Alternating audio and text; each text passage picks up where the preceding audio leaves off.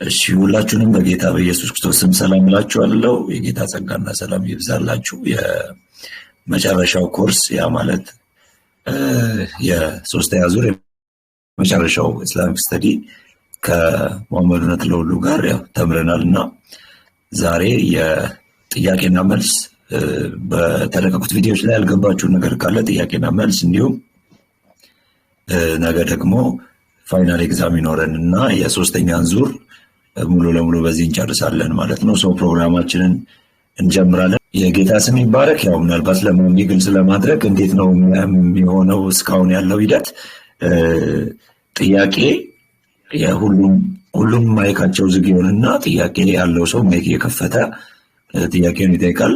በማይክ ደግሞ ማይመቸው ሰው ደግሞ ይጽፍልናል ግሩፕ ላይ ሰው ከዛ በዛ ነገር ላይ ማብራሪያ ይሰጣል ማለት ነው። ሰው ከዛ በኋላ ያው መጨመር አለበት የምትለው ማሳብ ካለ ያው እያወራህ እያብራራህ እንቀጥላለን ማለት ነው። እሺ እንግዲህ አይ ቲንክ ቅደም ተከተሉ ብንሄድ ጥሩ ነው። አንደርስታንዲንግ ኢስላም የሚለው ፓወርፖይንት ላይ ጥያቄ ካለ ወደዛ ጥያቄ ብንሄድ ጥሩ ከሱ ብንጀምር ጥሩ ይመስለኛል ሳስበው። ጥያቄያችሁን እስክታስቡ ድረስ ዝም ብዬ አንድ 10 ደቂቃ እንኳን አልፈጅም።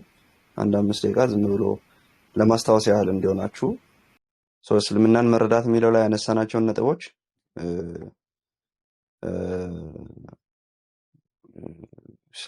ኢስላም ማለት ምን ማለት ነው የሚለውን አይተናል። ሙስሊም ማለት ምን ማለት ነው የሚለውን አይተናል። የእስልምና 5 አዕማድ ተግባራት አሉ ብለናል። 6 መሰረታዊ እምነቶች አሉት ብለናል። 5ቱን አዕማደ ተግባራት ከ6ቱ የእምነት መሰረቶች ነጥለን ማሰብ አለብን፣ ኮንፊውዝ እንዳያደርገን። 5ቱ አዕማድ ተግባራት ማለት ዴይ ቱ ዴይ ላይፍ ላይ የሚያደርጓቸው ነገሮች ማለት ነው። 5ቱ አዕማድ ተግባራት በህይወት የሚተገብሯቸው ማለት ነው። ባጭሩ ምንድን ናቸው ብለን ሸሃዳ አለ። ሸሃዳ ለአንድ ነው፣ ሙሐመድም የእርሱ መልእክተኛ ነው፣ ላ ኢላሀ ኢለላህ ሙሐመድ ረሱሉላህ የሚሉት እሱን ማለት መሰረታዊ አዕማድ ተግባር ነው እያወራን ያለነው። ሶላት በቀን 5 ጊዜ ይሰግዳሉ። ዘካ ለድሆች መለገስ ግዴታ ነው። ጾም የረመዳንን ወር መጾም ግዴታ ነው። ሀጅ መሄድ በእድሜ ዘመን አንዴ አቅሙ ካለ መሄድ 5ቱ አዕማድ ተግባራት ናቸው። ጂሃድን የሚጨምሩ አንዳንድ ሊቃውንት አሉ። ጂሃድ ግዴታ ነው የሚሉ አሉ። የግድ ወይ ሄደ መጋደል አለብህ፣ ሄደ መጋደል ባትችል ሄደው የሚጋደሉትን ሰፖርት ማድረግ አለብህ ብለው የሚሉ አሉ። ግን ነብዩ በሐዲሱ በቀጥታ የጠቀሳቸው 5 ናቸው ብሎ የጠቀሳቸው እነዚህ ስለሆኑ ከ5ቱ መሃል ሳይጠቀልል በሌላ ታሪክ በሌላ ንግግሮቹ በሌላ ላይፉ ውስጥ ሲያወራ ጂሃድ ለአማኝ ግዴታ ነው የሚል ንግግር አስቀምጧል። ስለዚህ አምጥተው 6ኛ የሚያስቀምጡት በዛ መንገድ ነው። እኚህ ተግባራት ናቸው 5ቱ አዕማድ ተግባራት። 6ቱ የእምነት መሰረቶች አሉ ማለት እነዚህን 5 አዕማድ ተግባራት የሚሰሩ ሰዎች በህይወታቸው የሚኖሯቸው ሙስሊሞች ምን የሚያምኑ ሙስሊሞች ናቸው። ስለዚህ የሚያምኑት ምንድን ነው የሚለው ደግሞ 6 መሰረታዊ ነገሮችን ያምናሉ። አላህ አንድ መሆኑን ያምናሉ። መላእክት እንዳሉ ማመን ግዴታው ነው አንድ ሙስሊም። አላህ መጽሐፍትን እንደላከ ማመን ግዴታው ነው። ማለትም ተውራትን፣ ዘቡርን፣ እንጂልን፣ ቁርአንን የአላህ ቃሎች እንደሆኑ ማመን ግዴታ አለበት። ከዛ ነቢያትንም እንደላከ ማመን አለበት። የትንሣኤ ቀን እንዳለ ማመን አለበት። ከዛ ሁሉንም ነገር አላህ አስቀድሞ እንደወሰነ ወይም በቅድመ ውሳኔ ማመን አለበት። እነዚህ መታመን ያለባቸው ግዴታ። ከነዚህ አንዱንም መሳት አይቻልም። 5ቱን አምነህ ቅድመ ውሳኔን አለማመን አትችልም፣ ወይ የትንሣኤን ቀን አለማመን አትችልም፣ ወይ ደግሞ በመላእክት መኖር አለማመን አትችልም። እነዚህን አይተናል። ከዛ ቁርአን ምንድን ነው? ቁርአን የአላህ ቃል ቀጥተኛ የአላህ ቃል ነው። በ23 ዓመት ውስጥ የወረደ ነው። ከዛ ሐዲስ አለ። ከቁርአን የምዕራፍ ስያሜዎች መካከል አንዳንዶቹን አይተናል። ሐዲስና ሱና ምን ማለት ነው አይተናል። የነብዩ መሐመድን አጠር ያለ የህይወት ታሪክ አይተናል። ታላላቅ ታሪካዊ ክፍፍሎችን አይተናል። ከመሐመድ በኋላ የተነሱ 4ቱን ኸሊፋዎች፣ ከዚያ የሱኒና የሺያ ክፍፍል ለማየት ሞክረናል።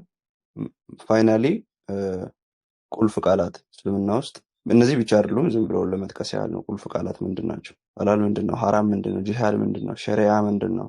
እና ሌሎችም ሊጠቀሱ የሚችሉ ቢኖሩም ግን መሰረታዊ ዋነኛ የሆኑ ቃላት እነዚህ ናቸው እና ቤዚክ በዓላትን ለማየት ሞክረናል። ኢዳል ፈጥርና ኢዳል አድሃ ምንድን ናቸው የሚለውን ለማየት የሞከርን ይመስለኛል። ከወሬያችን መሀል የምታስታውሱ ከሆነ በዓለም ላይ አብዛኞቹ ሙስሊሞች አረቦች አይደሉም ያልኩ ይመስለኛል። ይሄ አብዛኞቹ ሙስሊሞች አረቦች አይደሉም። አብዛኞቹ ሙስሊሞች ምንድን ናቸው? ኢንዶኔዥያ፣ ፓኪስታን፣ ህንድ፣ ባንግላዴሽ ቀጥሎ ኢትዮጵያውያን ናቸው ብያለሁ። እና ጥያቄ እዚህ ላይ ካላችሁ ጥያቄ ማንሳት ትችላላችሁ። እሺ፣ በዚህ ዘመን ጂሃድ በምን አይነት እየፈጸሙ ይገኛል? በምን አይነት መንገድ እየፈጸሙ ይገኛሉ ነው ጥያቄው። በዚህ ዘመን ጂሃድ በሁሉም አይነት ጂሃድ እየፈጸሙ ይገኛሉ። ለምሳሌ በናይጄሪያ ውስጥ ከ150 ሺህ በላይ ክርስቲያኖች ተገለዋል ባለፉት በሁለት ዓመታት ውስጥ እና ሰፈር ውስጥ ገብተው ቀጥታ መተኮስ ነው የሚተኩሱት። በኬንያ በጣም ብዙ ክርስቲያኖች ይሞታሉ። ሰፈር ውስጥ እየገቡ ቸርች ውስጥ እየገቡ ቀጥታ መግደል ይገላሉ። በግብፅ ውስጥ በጣም ክርስቲያኖች ኮፕቲክ ኦርቶዶክሶች በጣም መከራ እያዩ ነው። ቸርች ውስጥ ይገባሉ፣ ያፈነዳሉ፣ ሰዎች እንዲሰልሙ ያስገድዳሉ። ከዛ ደግሞ ሴት ክርስቲያን ወጣቶችን ከትምህርት ቤት ከሆነ ቦታ ሲመለሱ ያግታሉ፣ ያፍናሉ፣ ይደፍሯቸዋል። እነሱ እየደፈሩ አይደለም፣ ክርስቲያኖች ስለሆኑ መብታቸው ነው። ሰከንድ ክላስ ወይም ደግሞ ሰከንድ ክላስ እኛ ሀገር አንረዳውም። ሰከንድ ክላስ ሲቲዝን ስለሆኑ ወይም ደግሞ ሙስሊም ስላልሆኑ ሙሉ መብት የሌላቸው ስለሆኑ ማለት ነው። ስለዚህ እንደዚህ ያደርጋሉ። በምዕራቡ ዓለም በቁጥር ትንሽ የሆኑበት አካባቢ ደግሞ ከሄዳችሁ ለምሳሌ አሜሪካን ከሄዳችሁ አሜሪካን ቴክሳስ ግዛት ውስጥ ክርስቲያኖች እንዳይገቡ እያደረጉ ነው፣ በጣም በቁጥር ስለበዙ ማለት ነው። የሪፕሬዘንታቲቭ የፓርላመንቱ ምናምን አብዛኞቹ እነሱ ሆነዋል አንዱ ስቴት ውስጥ ቴክሳስ ውስጥ። እና ምንድን ነው የሚያደርጉት? ባን እያደረጉ ነው፣ እነዚህ እየከለከሉ ማለት ነው። እንደሚከለክሉት በቃ አልኮል መሸጥ አይቻልም፣ ክርስቲያን ከሆንክ ድምፅህን ማሰማት አትችልም ምናምን፣ እኛ በስተናል ምናምን ብለው ማለት ነው። እና አሜሪካውያኑ መሀይማን ስለሆኑ የሃይማኖት እኩልነት እነሱ በቃ ምናምን ብለው እሽሩሩ ሊሏቸው እየፈለጉ ዝም ብለው የፖለቲካ ቦታ እየሰጧቸው ነው። እና ዝም ብለው የፖለቲካ ቦታ እየሰጧቸው ፖለቲካ ቦታው ላይ ገብተው በጣም እያስቸገሯቸው ነው። እና አሁን አሜሪካ ውስጥ ሰልፍ ምናምን ላይ እየተጀመረ ነው። ከኛ ማለት እንዴት መተህ አንተ ምን አገባ ካልፈለክ አጠጣ በቃ አልኮል እኔ መሸጥ መብቴ ነው የሚል ክርክር እየገቡ ነው። ሰላማዊ ሰልፍ ሙስሊሞች ወጥተዋል። በእኛ ሀገር ክርስትና አይፈቀድም እያሉ ማለት። ይህን የሚያደርጉት እነማን ናቸው? ከሶማሊያ ከፓኪስታን ከምናምን በስደት የሄዱቱ ማለት ነው። በስደት ሰው ሀገር ሄደው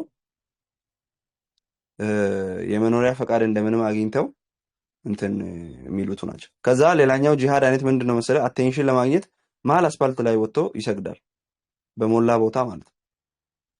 ፈረንሳይ፣ እንግሊዝ ምናምን የሚያደርጉት አሁን ፈረንሳይ በጣም በብዙ የእስልምና የሽብር ጥቃቶች እየታመሰች ነው። ለምን? ዝም ብለው እኛ በጣም ቶለራንት ነን፣ እኛ ፍቅር ነን፣ እኛ በጣም እንትን ነን በሚል ሰበብ አግዘው ወደ ሀገራቸው አስገብተዋቸው ትምህርት ቤት ውስጥ መምህራን ስለ ፍሪደም ኦፍ ስፒች ተጠቅመው በነፃነት ማውራት አይችሉም። የሆነ ነገር ካልክ ትገደላለህ። በየቦታው ፍንዳታ አለ ምናምን። እንግሊዝ ውስጥም ኦልሞስት አሁን ከሳውዲ በላይ ብዙ ሙስሊም ያለው እንግሊዝ ውስጥ ነው። እንግሊዝ በሸሪያ ልትመራ ጥቂት የቀራት ሀገር ነች። ስለዚህ ግር ብለው ከአገራቸው ወደ ሰላማዊ የክርስቲያን ሀገር ይሄዱና እንደፈለጉ ማለት ሰላማዊ ሰልፍ ይወጣል፣ ይቃወማል፣ ይሰድባል ምናምን። ከዛ ፖሊሱ መጥቶ ያው እንግዲህ ምዕራብ ሀገር አይደል፣ ፖሊሱ መጥቶ በቃ የሀሳብ ነፃነት አለው መብቱ ነው የፈለገው ማለት ይችላል ብሎ የአካል ጥቃት እንዳያደርስ ብቻ ነው የሚጠብቀው። እነሱ ሀገር ክርስቲያን ወጥቶ እንደዚህ ማለት አይችልም። እንኳን ክርስቲያን ሆነ መኖር አይችልም እነሱ ሀገር። እንኳን ወጥተህ እስልምና የሰይጣን ሃይማኖት ነው ልትናገር ይቅርና ማለት በጣም በብዙ አይነት ፖለቲካሊ በጣም እየሰሩ ነው። ምዕራቡ ዓለም ኦልሬዲ ወድቋል በእስልምና እጅ። 99% በእስልምና እጅ ወድቋል የምዕራቡ ዓለም።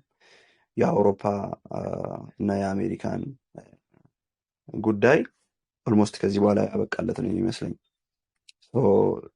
ከዛ ደግሞ ሌላው ቦታ ላይ ወደዚህ ወደ አፍሪካ እና ወደ ሚድል ኢስት ምናምን ቀጥታ ምንም በቃ የድሮውን ስታይል መሳሪያ ይዘው እና ቢላዋ ይዘው መዝመት ነው ከተማ ውስጥ። ለዚህ ምንም የተደበቀ ነገር አይደለም፣ በየሚዲያው የምናየው ነገር ነው። እማዝነው ግን የምዕራቡ ዓለም 150,000 ሰው ለሞተበት ለናይጄሪያ ክርስቲያን ድምፅ የሚሆን ጠፍቶ ጋዛ ውስጥ ስንት ነው 60 ምናምን ሺህ ሰው ለሞተው ይጮኻል። ለምን? ፖለቲካው ላይ ሁልጊዜ ተጎጂ እነሱ እንደሆኑ ሳይኮሎጂ መስራት ይፈልጋሉ። ሁሌ ተበዳይ እኛ ነን እያሉ ቦታ የተሰጣቸው ይኖራሉ ማለት ነው። ስለዚህ ፖለቲካሊም ይሰራሉ ለማለት ነው። የጋዛን እና የእስራኤልን ጦርነት የእስልምና መበደል አድርገው ነው የሚያወሩት። የአገር ፖለቲካ አድርገው ሳይሆን እስልምና እየተበደለ ነው በዓለም ላይ አታዩም ጉዱን ይላሉ ማለት ነው። ይሄን ይመስላል።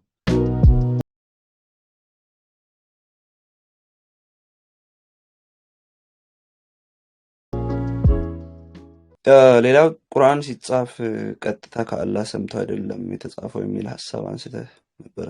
ባለሳሳት ባሮክ ነው የጻፈው። በሁለቱ መካከል ያለው ልዩነት ቢብራራልኝ። ቁርአን እንግዲህ ጥያቄውን የተረዳው አይመስለኝም። ከተረዳው ግን ከቻልክ በድምፅ ብታስረዳኝ ደስ ይለኛል። ጥያቄው ቁርአን በቀጥታ ከአላህ ሰምቶ አይደለም የተጻፈው ማለት ምን ማለት ነው? ታስረዳኛለህ? ልግባ። እሺ፣ ይሰማል? ይሰማል። ጥያቄ ምን መሰለህ? ቁርአን ነብዩ መሐመድ ቀጥታ ከአላህ አይደለም ሰምቶ የጻፈው፣ በጅብሪል በኩል ነው መልእክቱ የደረሰው። አላህ እንዲህ ይልሃል የሚለው ወጥቶ ቀጥታ መልእክቱ ብቻ ነው የጻፈው። የመጀመሪያውን ቪዲዮ ላይ እንደዛ የምታሰ ነበረ። ትንቢተ ኤርሚያስን ደግሞ ቀጥታ ኤርሚያስ አልጻፈውም። ጸሐፊው መልእክቱን ኤርሚያስ ያመጣል፣ በባሮክ በኩል ግን መልእክቱ ተጽፏልና በቁርአንና በትንቢተ ኤርሚያስ መካከል ያለው ልዩነቱ ምንድነው? እሱ ባሮክም ሰሚ አይደለም፣ መሐመድም ቀጥታ ከአምላክ ሰምቶ አልጻፈውም እና በሁለቱ መካከል ያለው ልዩነቱ ምንድነው? እሱ ኦኬ። መሐመድ ሜይ ቢ ግልጽ የሆነ ይመስለኛል። እያልኩ ያለሁት ምንድነው፣ መሐመድ በጅብሪል አማካኝነት ቢሰማም በወረቀት ያሰፈረው ግን መሐመድ አይደለም። ቁርአንን የትኛውንም የቁርአን ምዕራፍ በወረቀት መሐመድ አላሰፈረም። መሐመድ በህይወት በነበረ ጊዜም ቁርአን በወረቀት ተጽፎ አልተጠናቀቀም። ስለዚህ እንዴት ነው ሰንሰለቱ? አላህ ለጅብሪል ይነግረዋል፣ ጅብሪል መጥቶ ለነብዩ ይነግረዋል፣ ነብዩ አጠገቡ ላሉ ሰዎች ይልላቸዋል፣ ይቀራላቸዋል። ልክ ወይ ጅብሪል እንዲህ አለኝ አሁን ይልና ያንን የቁርአን አንቀጽ ይለዋል፣ በአረብኛ ይለዋል። ልክ ሲለው አጠገቡ ያሉ ሰዎች በሰዓቱ መጻፊያ ይዘው ከሆነ ይጽፉታል። መሐመድ መጻፍና ማንበብ አይችልም ይባላል።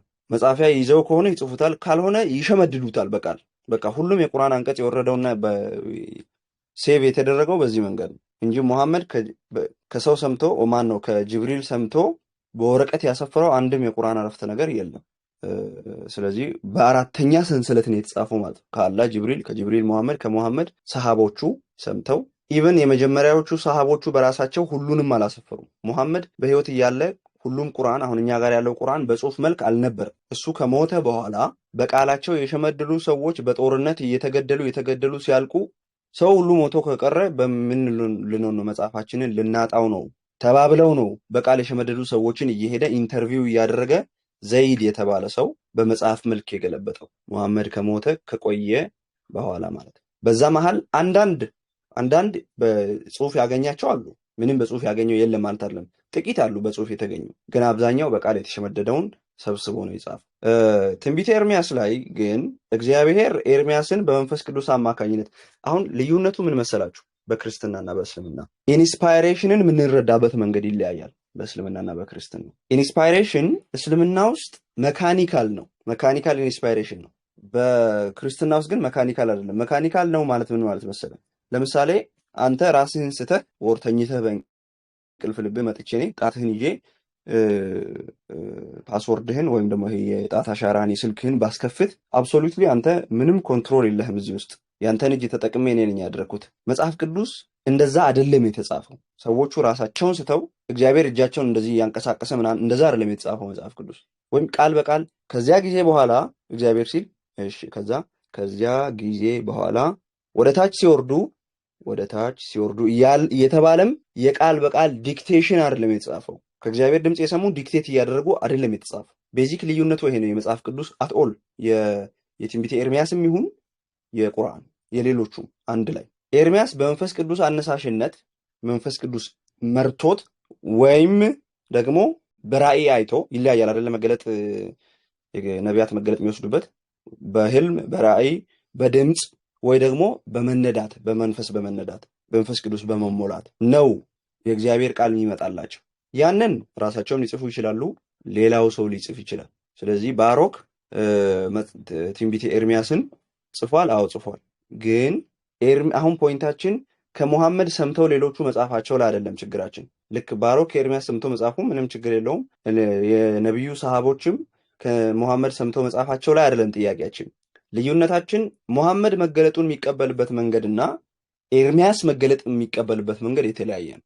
ስለዚህ ፖይንቱ ከነቢዩ በኋላ ሰምተው ወደ መጽሐፍ የሚገለብጠው ላይ አይደለም። ሙሐመድ ምንም አይነት ጥቅስ ወደ መጽሐፍ አልገለበጠም። መጽሐፍም ማንበብም አይችልም። በሱ ዘመንም መጽሐፉ ተጽፎ አልተጠናቀቅም። ስለዚህ ልዩነቱ መገለጡን ሙሐመድ ይቀበላል የሚሉበትና ኤርሚያስ መገለጡን የሚቀበልበት መንገድ ይለያያል። ዳስሸው ከሆነ ጥያቄ ይሄ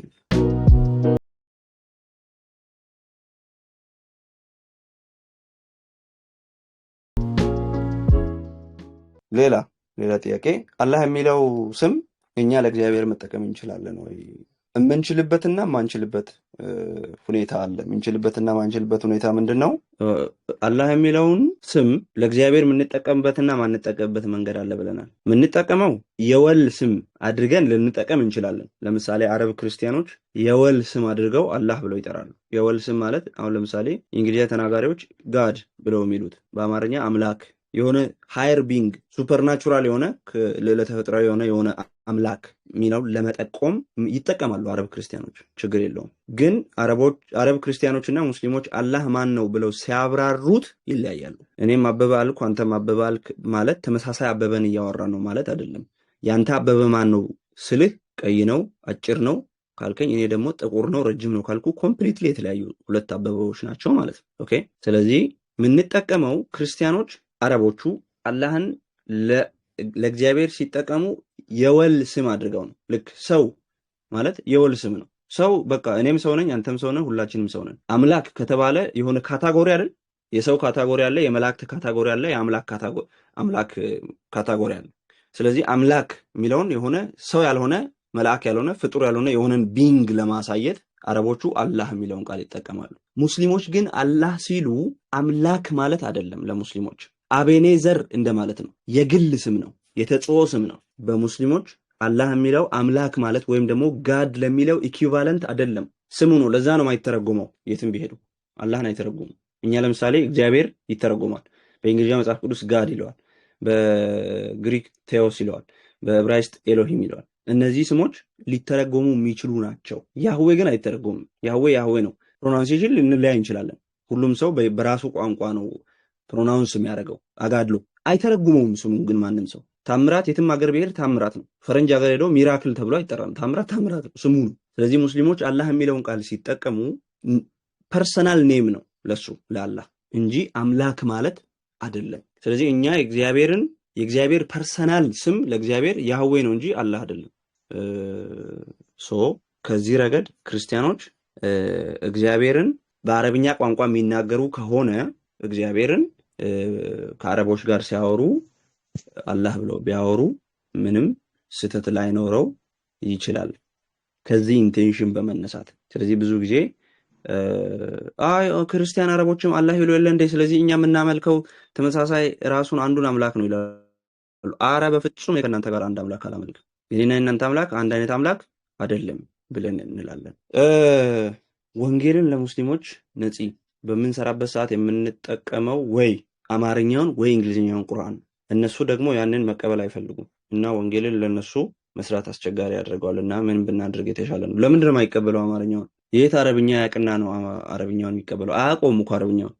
እሱ ራሱ ይሸመድደዋል እንጂ አያውቀውም። ስለዚህ ሚሞራይዜሽን ነው እንጂ አያውቀውም። ልሙጥ አረብኛ ወረቀት አምጥታችሁ ጋዜጣ ይሁን የመጽሐፍ ቅዱስ ይሁን ቁርአን ይሁን የማይታወቅ አምጥታችሁ አንብበ ተርጉምልኝ ብትሉት እኮ አይተረጉሙም። በጣም ጥቂቶች ናቸው ይሄን የሚተረጉሙት። ሲሪየስሊ አሁን እኛ በጣም ብዙ እኔ እንግዲህ ከሆነ ከ6ኛ ከ5ኛ ክፍል ጀምሮ 12ኛ ክፍል ደርሼ ግቢ ገብቼ ባየሁት ፊልም በሰማሁት መዝሙር በምናምን ያካበትኩት እንግሊዝኛ ነው። አሁን እንግሊዝኛ አንብቤ ለመረዳት ያበቃኝ። በዛ መንገድ በአረብኛ ውስጥ ያለፉ ብቻ ናቸው የሚያውቁት እንጂ አብዛኛው ሙስሊም እንኳን ኢትዮጵያ ውስጥ በዓለም አቀፍ ደረጃ አረብኛውን አይረዱትም። ስለዚህ አይረዱትም። እነሱም ግን አሁን የነፂ ጥያቄ ወንጌልን ስንሰብክ አማርኛውን ወይም እንግሊዝኛውን አይቀበሉም ላልሽው፣ ብዙ ጊዜ አፕሊኬሽን ከሆነ የምትጠቀሚው ምን ታደርጊያለሽ መሰለሽ?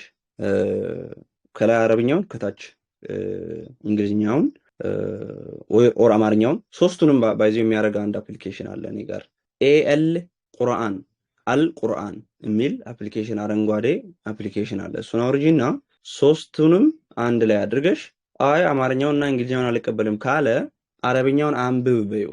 ከዛ አረብኛውን አንብበህ ተርጉም በይው። አይ አልችልም ካለ ታዲያ ካልቻልክ ምንድነው አረብኛውን የምትለው? ኦር አትችለውም ወይ ደግሞ አትቀበልም ሊቃውንትን። ከዛ ካነበበልሽና ከተረጎመ ምን ታደርጊያለሽ? ከእንግሊዝኛውና የሱን ትርጉም ከእንግሊዝኛውና ከአማርኛው ጋር ታስተያያለሽ። ስለዚህ በቀላሉ እዛ ጋር ካለው አማርኛ ጋር ካልተመሳሰለ እየዋሸ ነው። አንተን አንድ መንገድ ላይ ያገኘሁትን ግለሰብ ልመን ወይስ በእስልምና በሃይማኖቱ ዘንድ ተቀባይነት አግኝቶ ለመተርጎም ብቁ ነው ተብሎ ተሹሞ የተረጎመን ሊቅ ልቀበል ብለሽ መጠየቅ ትችላለሽ። ማን ነው ይሄንን ለመተርጎም ብቁ ተአማኒ ሊሆን የሚችል? አሁን ለምሳሌ በጤና ዘርፍ የመጀመሪያ ዓመት የጤና ተማሪ ነው የሚታመነው ወይስ ስፔሻሊስት ነው የሚታመነው? ቀላል ሎጂክ ነው። እንደውም የመጀመሪያ ዓመት ተማሪ አይደለም እሱ፣ ገና የ8ኛ ክፍል ባዮሎጂ ተማሪ ነው እሱ። ባዮሎጂ ተማሪ ነህ አንተ፣ ከዛ ስፔሻሊስት የሆነውን ሰውዬ ልክ አይደለም እያልከኝ ነው በዚህ ጉዳይ ላይ ብለሽ መጠየቅ ትቻለሽ። ስለዚህ እንዲቀበሉ ቀላል መንገድ ሊሆን ይችላል ብዬ አስባለሁ። እነሱ ብዙውን ጊዜ የሚያነሱት ጥያቄ ብለሻል በሁለተኛ ከስላሴ ጋር በተገናኘ በዛ ዙሪያ ደግሞ በራሳቸው እምነት እንደ ምሳሌ ተደርጎ ተውሂድ ይጠቀሳልና ስለሱ የሆነ ነገር ብለን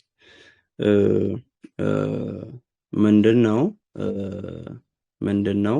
አዎ እንግዲህ እነሱ ብዙ ጊዜ ቀላል ነው እስልምና የአንድ አምላክ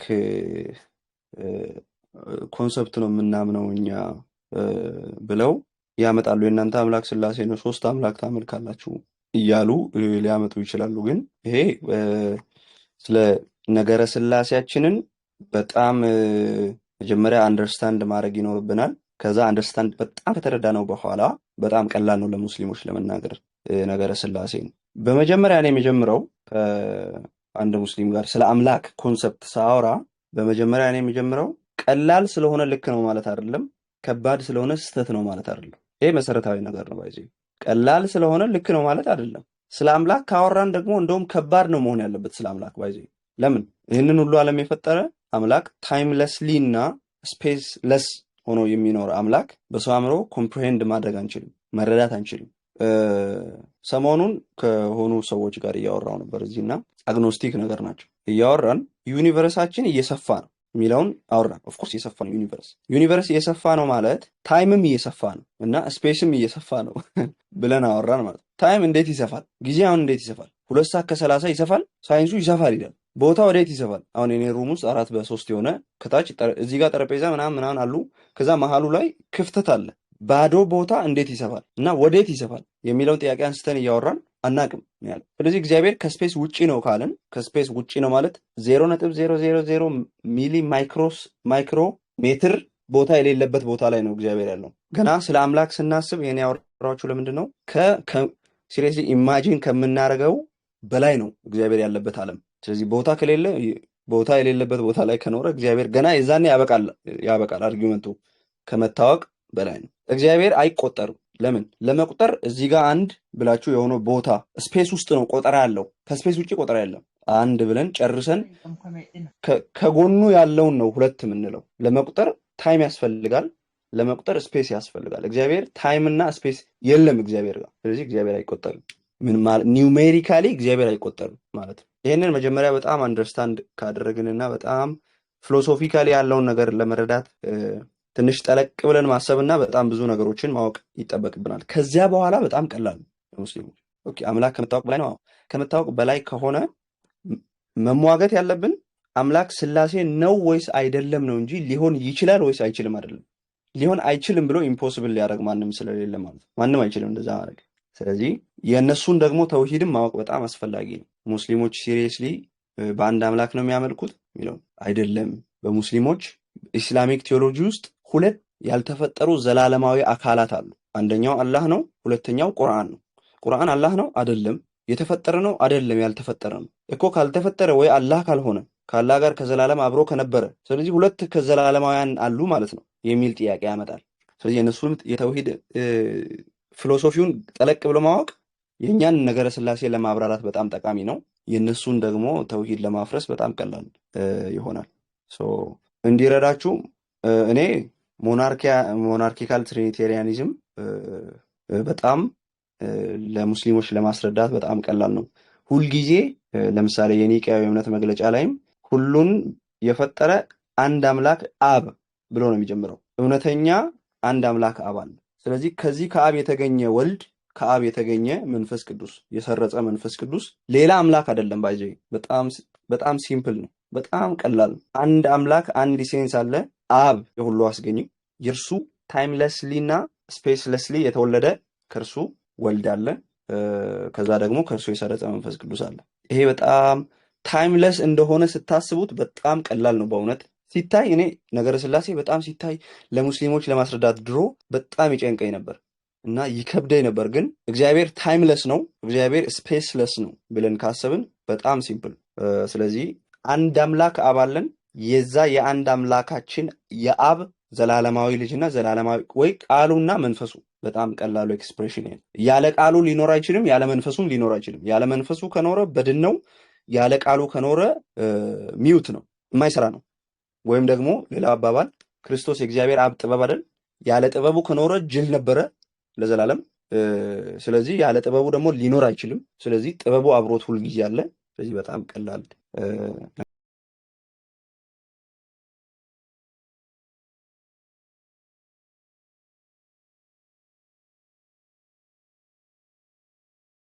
አሁን ላይ ደግሞ ክርስትና ከመግባቱ በፊት እስልምና የነበረባቸውን አካባቢዎች ወደ ቀደሙት ስፍራ የመመለስ እቅድ ይዘው እየሰሩ ነው። በተለይም ወደ ሀዲያ አካባቢ። እንግዲህ ወደ ሀዲያ አካባቢ ደቡቡን በጣም የያዙት ይመስለኛል። ግን ያው እኛ ምን ነው ምን ልናደርግ እንደምንችል አላቅም።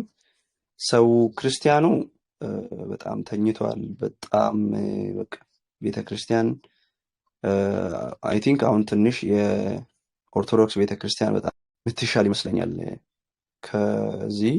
ከዚህ ከእስልምና ጋር በተያያዘ በጣም ማህበረ ቅዱሳን እንደ ማህበር ቤተክርስቲያኒቱን ደግፎ የያዘ ሊባል በሚችል ደረጃ በጣም ስትሮንግ ማህበር ነው። ማህበረ ቅዱሳን እስልምና ላይ በጣም ጠንቃቃ ነው፣ በጣም የነቃ ነው በጣም እና ይሰራሉ። ሰግጠው ነው የሚሰሩት ክርስቲያኑ።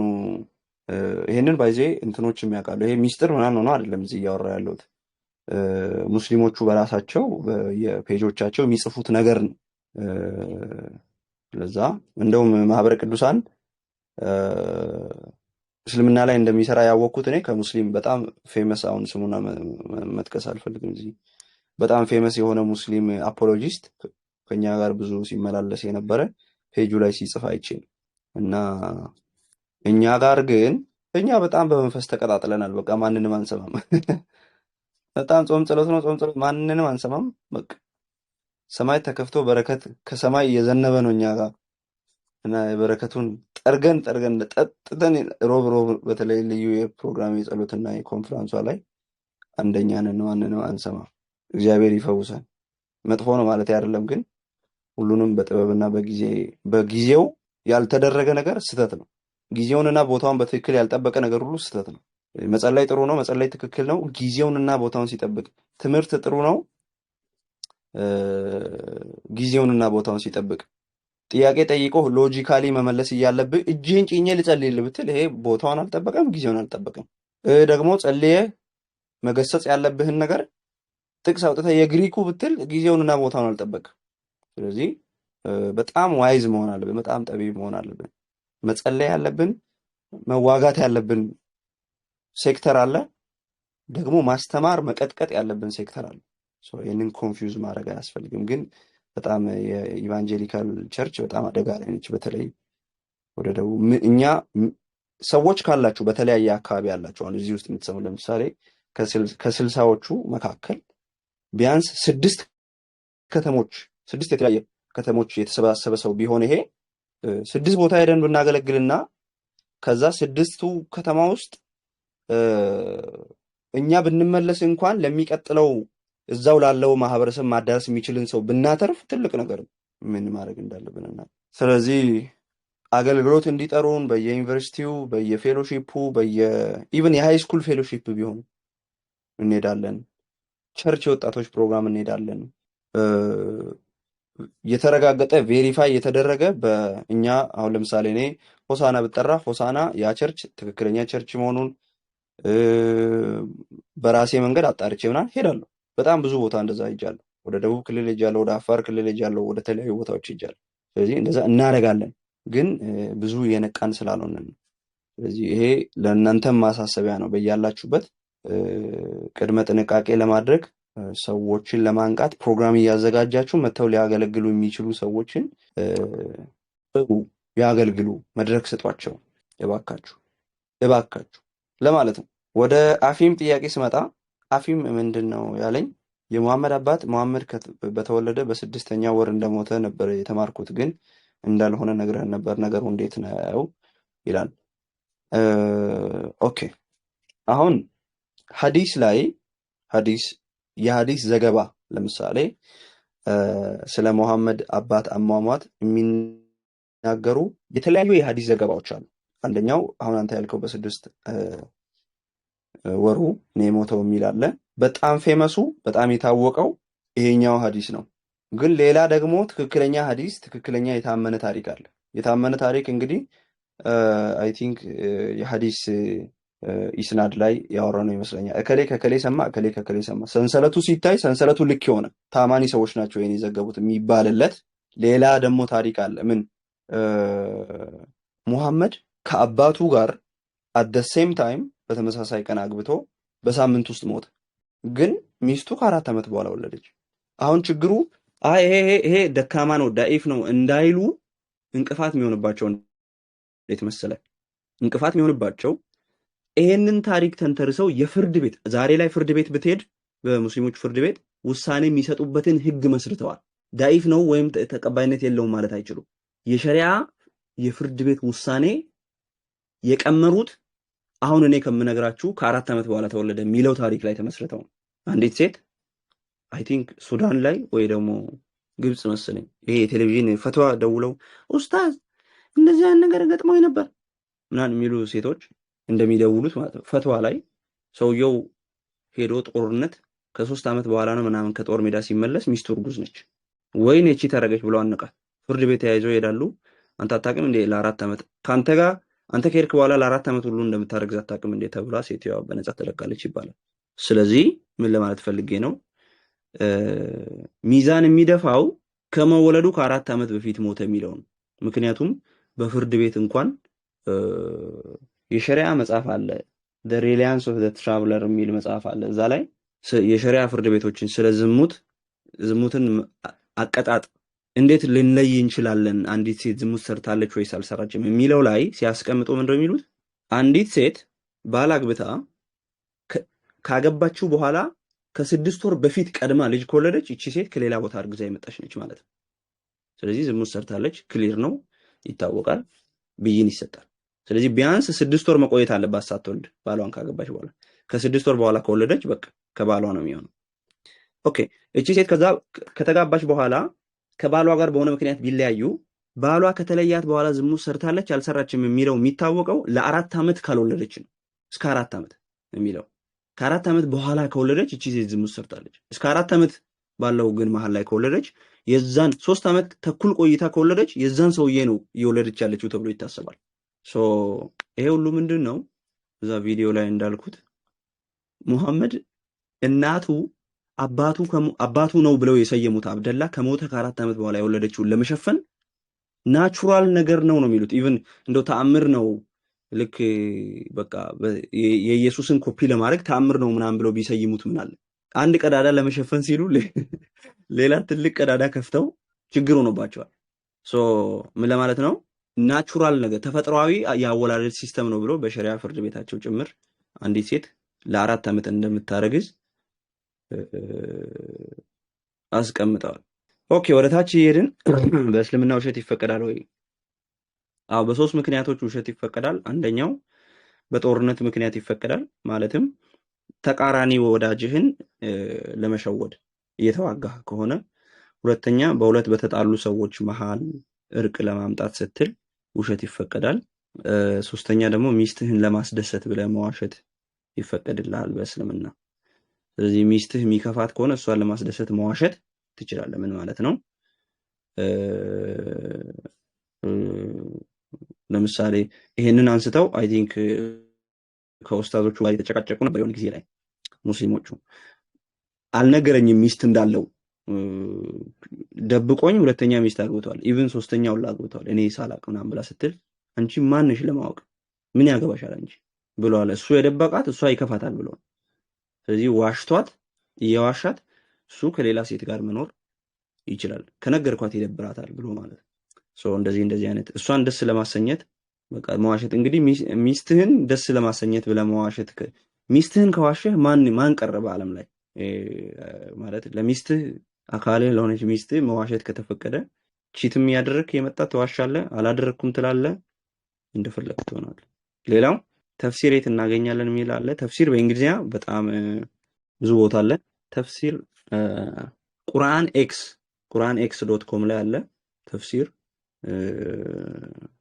እሱ ነው አሪፉ። በቃ እስካሁን በእንግሊዝኛ አሪፉ እሱ ነው። ቁርአንኤክስ.com የሚለው